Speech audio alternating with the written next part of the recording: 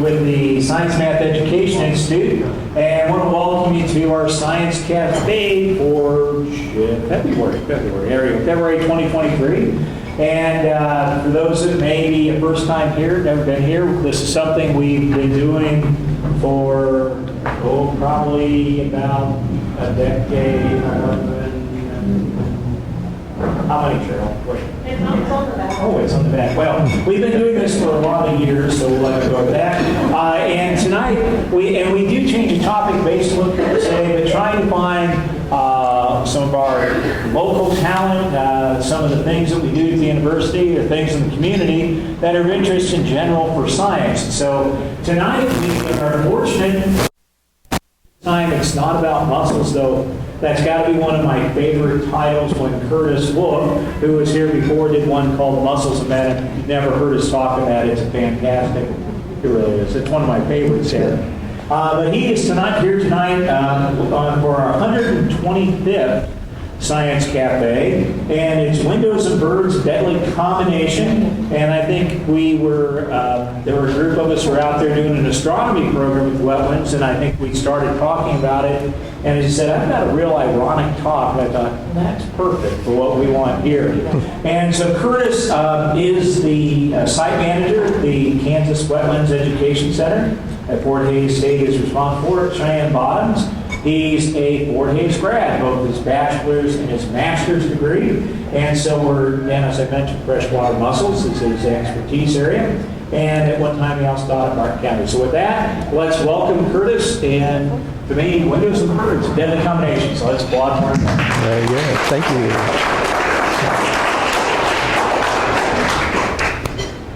Well, thank you for having me here. And we'd have some fellowship to deal with the problem that I'm having, right?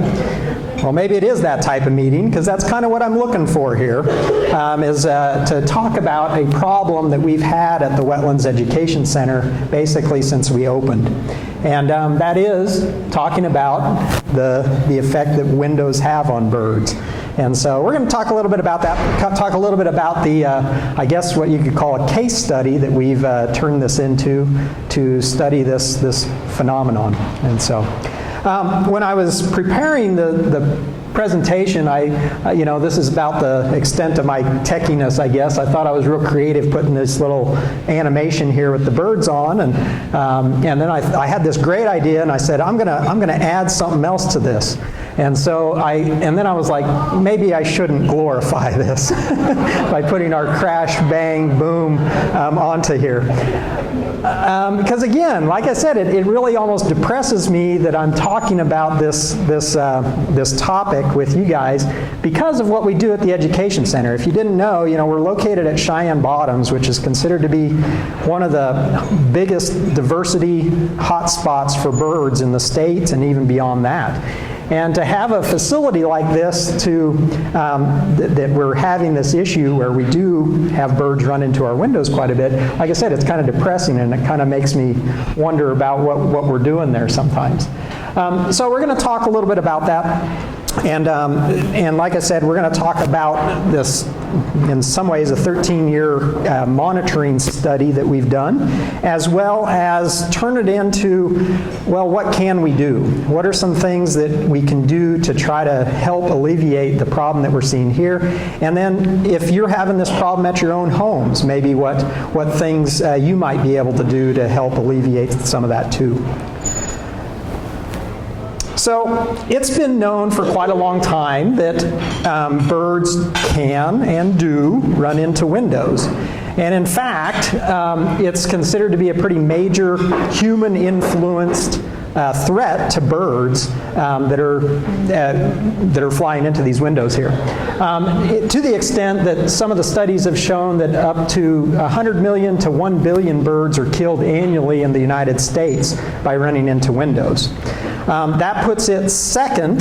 It's second to one other human-induced threat. Would anyone like to venture a guess of what the highest threat to birds as human-influenced threat is?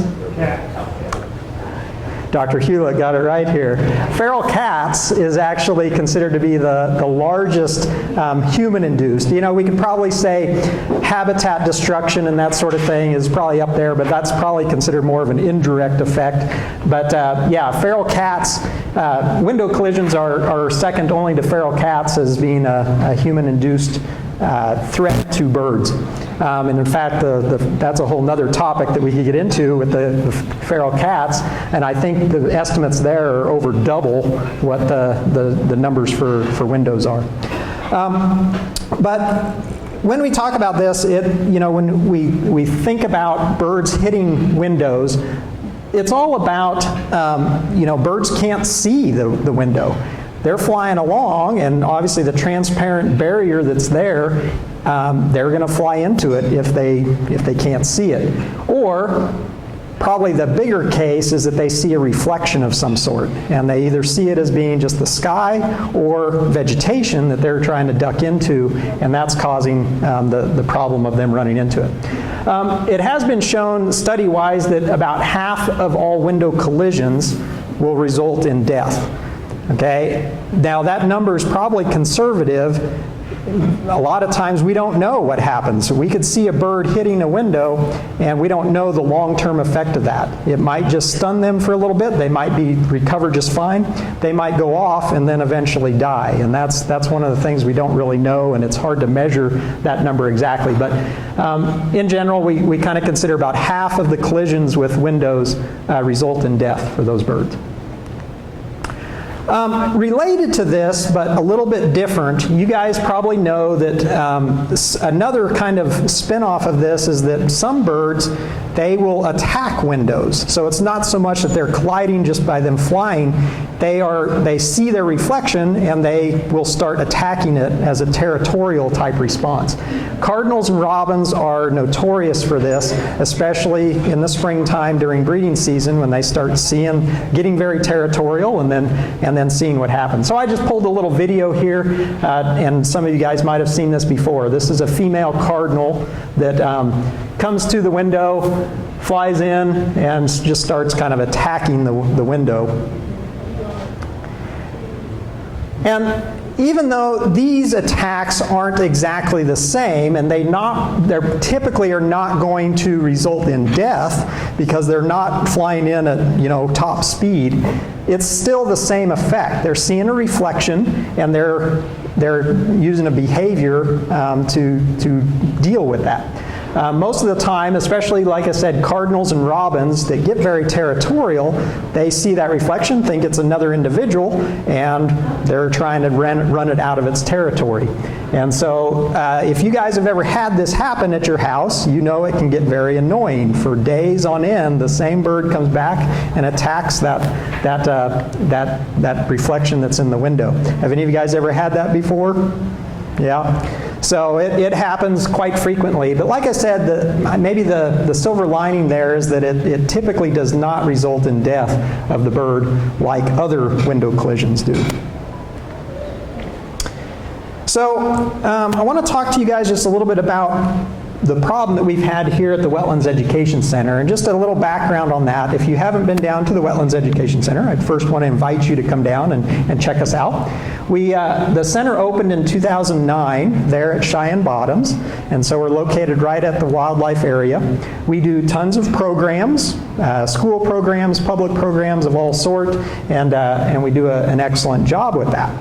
The building itself, though, architecturally, we get a lot of people who think it looks great, and I would agree. I think it's a nice building, but on the back side of the building this is a view of the back side, and while architecturally it's a wonderful place to be able to look out over the mitigation marsh, which is kind of behind where I'm standing taking this picture, it's having those floor to ceiling windows is not the best design for birds. And so on the back side of this, we have, I believe it's 106 windows. My maintenance guy reminds me of that often when he's cleaning those windows. And like I said, they work great for viewing the wetlands behind the center, but we also have some issues with the birds. So, So yeah, I guess that just explains that. We've got these 106 windows that are on the backside of the building.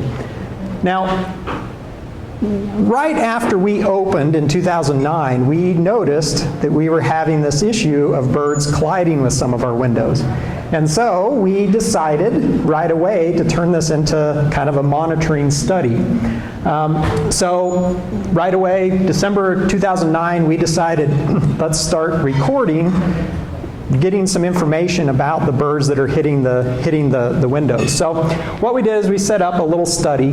We on the backside of the building, we numbered the window banks. And so each time we found a bird or saw a bird collide with the windows, we'd record the date. We'd try to record the species if we could. We would note which window location it was at, and then whether it was a mortality or not. And so we started keeping records, and that just kind of was in a file folder at the front desk. And every time that we would record these, we'd just start accumulating data. The bad thing is that I was amazed how quickly our numbers started ticking up, and I realized that we were having a pretty big issue with this. So what did we find? Well, in all, and so this is information from basically the end of 2009 all the way up through, I think my data set here goes through this last year, so through 2022. So about 13 years of data.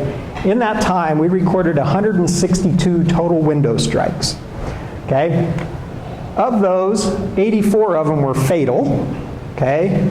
And so 78 birds lived. I put that in quotation marks because, again, we don't really know what their actual fate was. But that puts us at just over half of the birds that hit our windows, that we observed hit the windows, that died.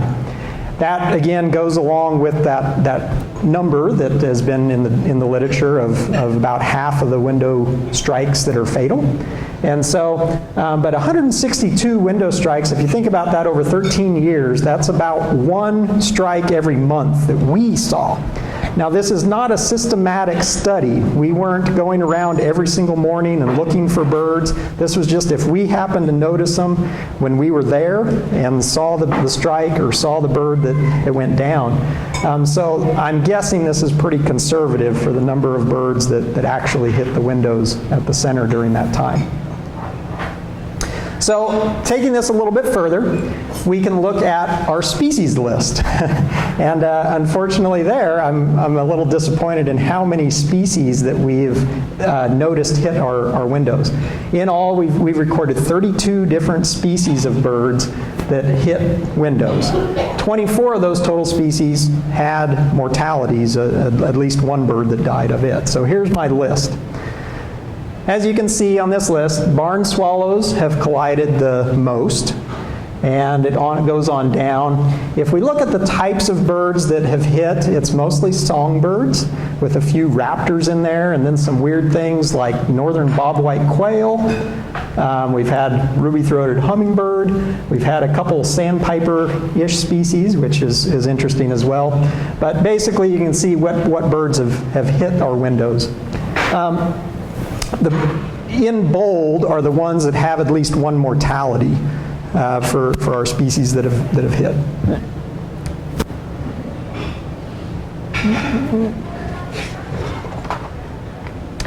Let's see.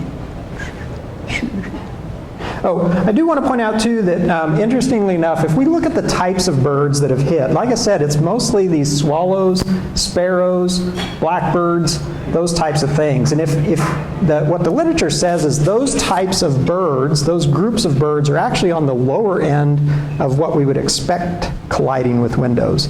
If you look at the types of birds that typically hit windows, a lot of times it is the raptors that are flying through and some of those types of things. But for ours, these are the ones that we've recorded anyway. So.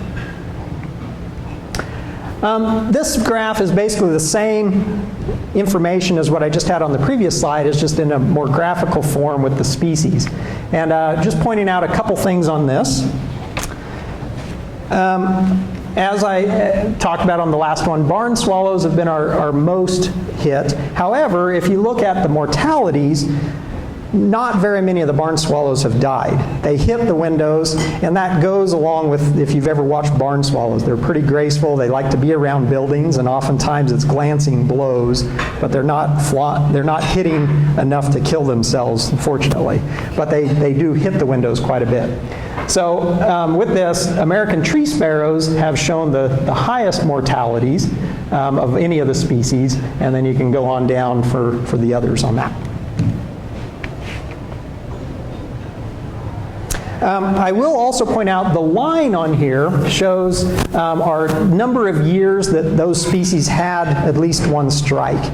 And so again, this is over 13 years, so while none of the species have hit every single year, there's some of them that, you know, like the barn swallows, we get most years that we've recorded at least one collision with them. So, so that's on there as well, that you can kind of see how frequently these birds are hitting. So another thing I thought I'd pull out was by year are there certain years that we've seen more or less of the collisions. And you can see our highest year was in 2011. We recorded the most number of collisions and most number of fatalities for the birds that hit the windows there. If we kind of put a trend line in here, I don't know if this is a good thing or bad thing, but it seems like we're slowly decreasing the number of fatalities and strikes over time. I don't know if there's anything to that. I don't know as if our statistics really show that too well. But in general, it seems to be going down. I will also point out 2012 and 2013 was the last years that we had a very severe drought. And I think having a few lower fatalities anyway those years was just an effect of having less birds around those years, especially that summer. For our months, if we break it down, all the information, and see if there's certain months that are worse than others, it definitely appears that like kind of November, December, January, February, during the winter months, seems to be a pretty high frequency of collisions. And then in the summertime, we seem to have a little bit of a boost here as well. And that kind of fits with those resident birds. So the winter residents that we have there, the summer resident birds, they seem to be the ones that are hitting a little bit more than during the migration years. That might be a good thing, especially since Cheyenne Bottoms is so known as a major migratory stopover place. We don't seem to be having a lot of the migrants that are hitting our building anyway. But there again, it's kind of hard to tell if that's just an effect of our data or if that's an actual trend or not. If we break it down by season, so that was another thing I wanted to do, is to kind of see if there were certain seasons that we were getting at, and so we kind of combined those months into the winter, fall, summer, and spring, and to see if there were particular seasons that we were getting more of the collisions, and there again, the winter months seem to be a little bit worse off. Those winter resident birds that are there, the sparrows, and them are the ones that are hitting more so than the others. Okay, what I was really interested though to see is if the window itself, if there were certain areas of the building that we were getting more collisions than others. And so that's why when we were documenting where these were hitting, we numbered our windows on the back side and would document where the collision was happening.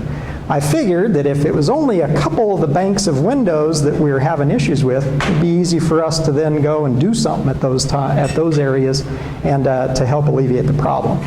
The problem is that it really hasn't mattered. We've had collisions at all the banks of windows along the back. There are some that are quite a bit higher, and I'll point out here this number 7, 8, and 9 windows. We have recorded the most number of collisions. Unfortunately, I think the problem with that is that that's where our front desk sits. And so we typically always have someone there. They're able to actually see these collisions when they happen, and they write them down. And because you notice that it's not many of the fatalities have happened at those but our strikes are much higher in those window panes. And so being here at the front desk, someone sitting there, they're going to notice those and record those a lot more. That also tells me that we might be having a lot more window strikes in all these other windows than just there at that one. Have you correlated the windows with time of the year because of the sun. Very true. So the question was, have we correlated the windows with the time of year? Because our building specifically, the sun plays a huge role in as it comes across the sky, and depending on which season it is. I haven't looked at that specifically, but I'm guessing, I don't know. Just from what we're seeing here, I don't know as if it's going to matter too much, unfortunately. So. But yeah, our fatality rate on these was not significantly different between the windows, and so we've had collisions, we've had mortalities on all the window banks. Unfortunately, I don't think it's going to matter where, if we're going to do something, we're going to have to do something for all the windows. So, talking a little bit, let me sum up the information, and then we'll get into the nuts and bolts of what maybe we can do or what you guys can do if you're seeing the same problem. So again, we had 162 collisions with our windows at the center over this 13-year period. We observed a fatality rate of about just over half, which again is in line with what other studies have said. The more abundant bird species, especially for each season, seem to be the ones that hit. That's not anything new, obviously. So those sparrow species, the swallow species that are there during this winter and summer months, those are the ones that are going to hit a little bit more so. Those winter and summer seasons tend to have more of the strikes. And it seems over time, over these years, that maybe our strike numbers are going down. I'm hoping, but I don't think we're ever going to get to zero, obviously. And all of the window areas seem to be having problems. So it's not really unique to any one particular place in the building. So, okay, so what are we going to do next? What is it that we can do with our problem that we are having here? We're going to continue to monitor this, and we're going to see if that trend does continue to go down. Maybe as the succession of the wetland behind the center, the plants and stuff kind of get to their more mature phase, and we kind of establish more of a permanent community back there. Maybe that's going to help out, and while we're seeing that trend going down, but we'll keep monitoring that side. There are some other possible solutions that we can do to the windows and some other things, and that's what I'd like to talk about now. So the problem is, if you've Googled it ever, if you've had the issue at your house of birds running into your house or your own windows, and you've done a little Google search to see what you can do, there's a wide range of solutions for this problem. However, unfortunately, I have not found any one solution that is just perfect. If you consider finding a solution that is effective at reducing the collisions, being cost effective, being maintenance effective, not being intrusive, and it's just logical, we just can't check all those boxes for any one of the solutions that are out there. So let's talk about some of those solutions. One of them that we've been told is let's put up some netting of some sort. So that's one of the things that you can do to help try to have a barrier there, something a little softer for those birds to hit, basically. And netting could work for some houses. A place that has 106 windows and we have a lot of wind out there at the center, I think it would be a maintenance nightmare. And having the netting and that sort of thing that's there, where you would actually attach it to, I just don't think it's a logical solution for us. But netting can be something that works to help kind of buffer against those collisions.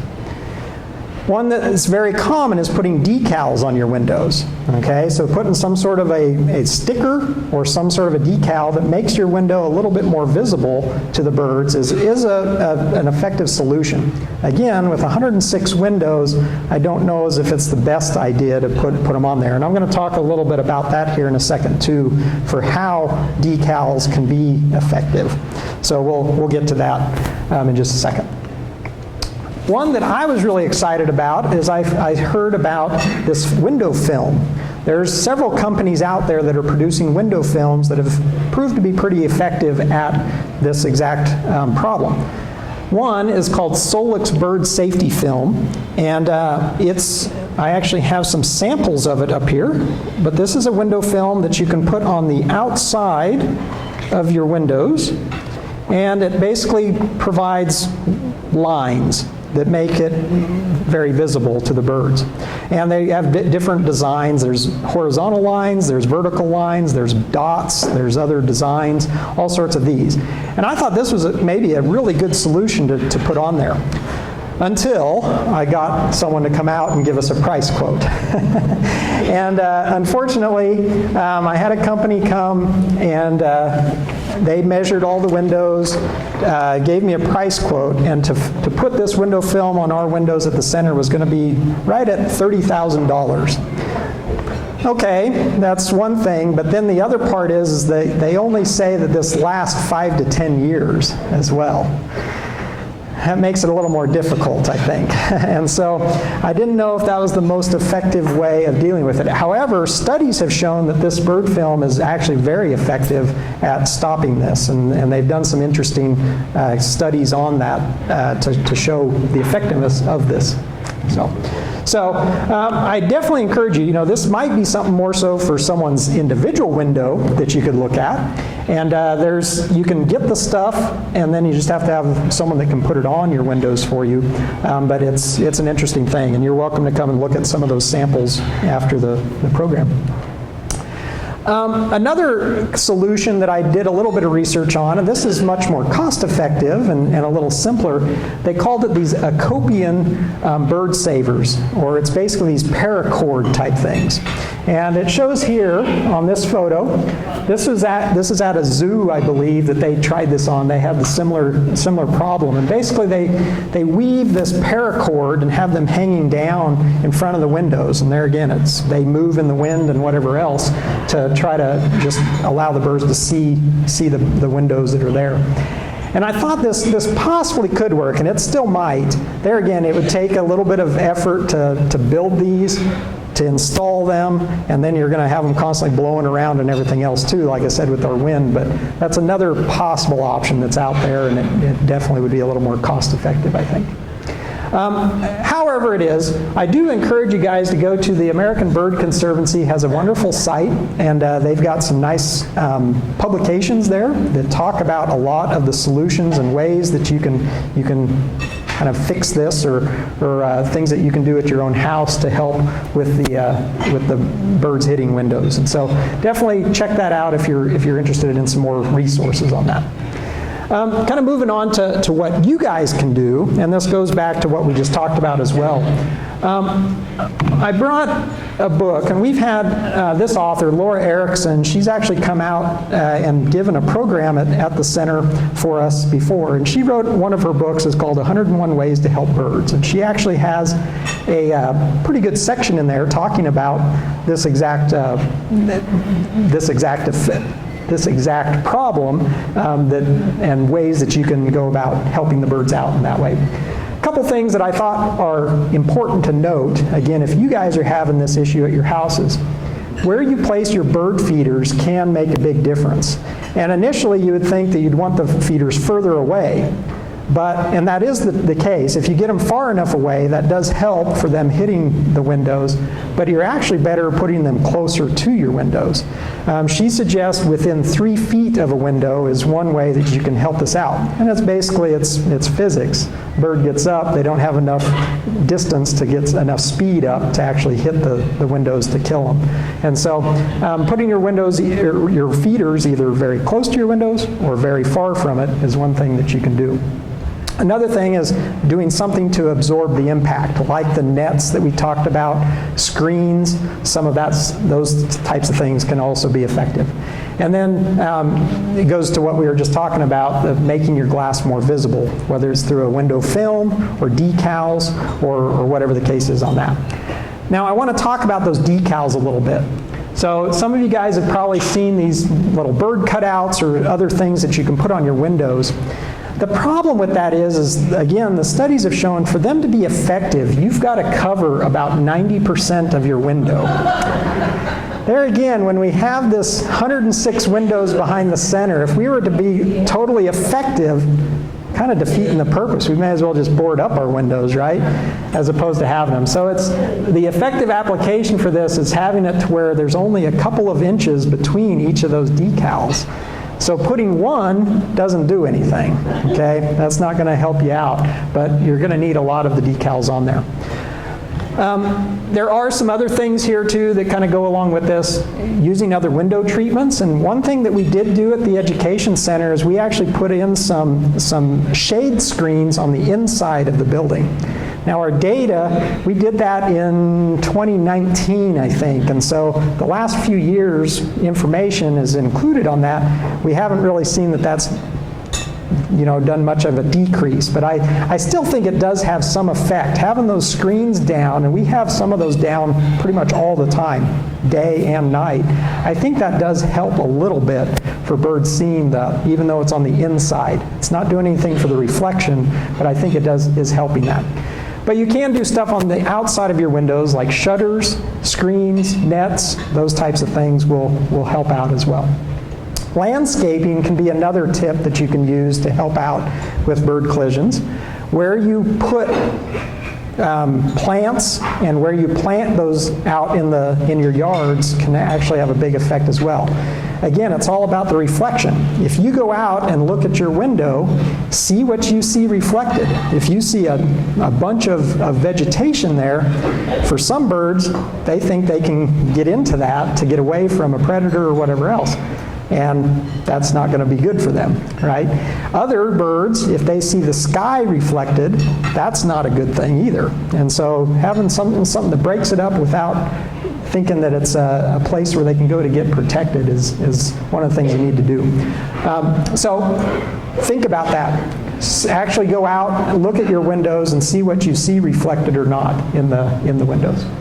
Another thing that there's been some information on is how many of you guys put your house plants right up against your windows on the inside. Sometimes that can actually, if birds might not be seeing the reflection, but they might actually see your house plants that are in there and think that that's a place where they can go for cover as well. So you have to kind of think about that. Another thing is lighting. Obviously at the Education Center, I don't think this is a big problem for us. We have the lights off inside, but sometimes houses, in the evening time, if you have lights on, that can actually draw the birds in and to go towards that light, and that might be an issue that you're having too. So, worst comes to worst, and you have the problem, you have a bird hit your window, what is it that you should do for the bird? We get that call all the time at the Education Center. Unfortunately, we're not a rehab facility. We don't rehab birds, but we get that call a lot. And so I wanted to give a little information about what you guys can do if you do have a bird that hits your window. If the bird's hit the window, it's laying on its back, but it's still alive, you can try to pick up the bird, place it upright, see if it flies off. You can kind of monitor it for a while and kind of go from there. Get it away from just being out in the open.